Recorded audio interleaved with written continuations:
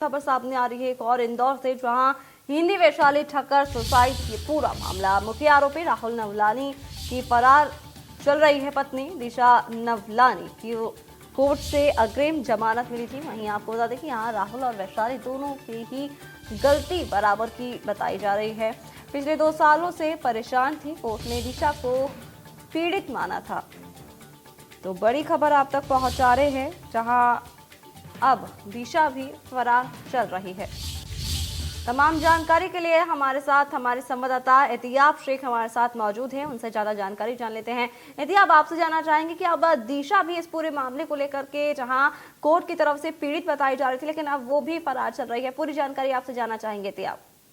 देखिए, पूरा मामला कुछ इस तरह का है कि वैशाली ठक्कर सुसाइड मामले के बाद में जो मुख्य आरोपी है राहुल नलवानी, जिनके साथ में वैशाली के संबंध बताए जा रहे थे, जिसके चलते वैशाली ने आत्महत्या की थी। इस पूरे मामले के अंदर राहुल की पत्नी दिशा को भी सह आरोपी बनाया था पुलिस ने।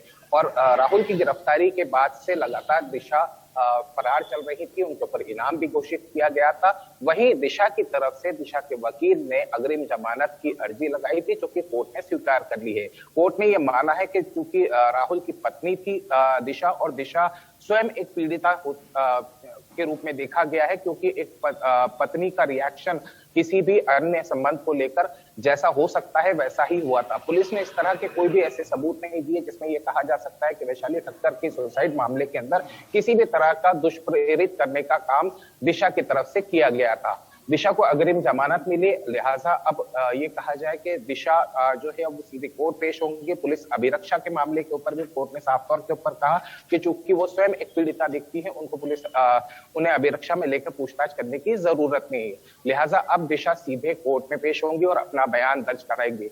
कोर्ट में पेश होने के पहले दिशा ने अपनी तरफ से साफ किया है, क्योंकि काफी जब से वो फरार चल रही थी, इस पूरे मामले के बाद से उसका किसी भी तरीके से कोई इंटरेक्शन किसी से नहीं रहा था। लेकिन अब दिशा ने साफ तौर के ऊपर कहा है कि इस पूरे मामले के अंदर वो जो गलती है वो मानती है कि राहुल और वैशाली दोनों की बराबर की गलती है। तो कहीं ना कहीं दिशा अपने आप को इस तरीके से ये बताती हुई नजर आ रही है कि वो चूंकि एक पत्नी थी तो वो व्यथित थी इन दोनों के संबंध से लेकर। दिशा ने कुछ और बातें कही है। दिशा ने साफ तौर के ऊपर ये कहा कि दोनों ही परिवार, राहुल का परिवार और वैशाली का परिवार, उनके संबंधों को लेकर जानता था और इस पूरे मामले के ऊपर ये कहा जाए कि कहासुनी और बातचीत होती रहती थी। तो इस पूरे मामले के अंदर अब इस तरीके से देखा जा सकता है, क्योंकि दिशा को भी अब कोर्ट एक तरीके से पीड़िता मान रही है, तो अब उसके जो बयान है वो कहीं ना कहीं बहुत मायने रखने वाले हैं। राहुल चूंकि अभी फिलहाल जेल में है, राहुल के साथ में पूछताछ में पुलिस ने जितने भी खुलासे कर सकती थी, जितनी भी चीजें थी, वो तथ्य अब कोर्ट के अंदर पेश किए जाएंगे।